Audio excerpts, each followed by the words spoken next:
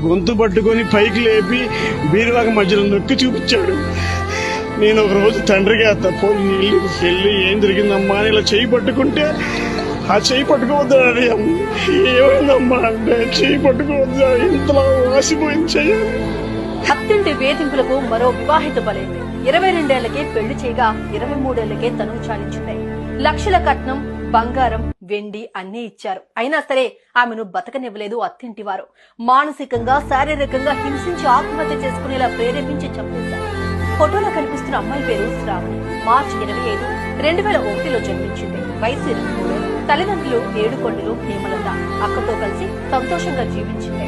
ఈ క్రమంలో తన ఇంటి వద్ద ఉంటున్న హేమచంద్ర అనే యువకుడు మంచివాడిని, దగ్గర బంధువులు కూడా కావడంతో కుటుంబ సభ్యులు శ్రావణినిచ్చి అతనికి పెళ్లి చేశారు. 20 లక్షల కట్నం, 30 కాసుల బంగారం, 4 కిలోల వెండి, ఆడపడుచు కట్నం కింద 1,116,000.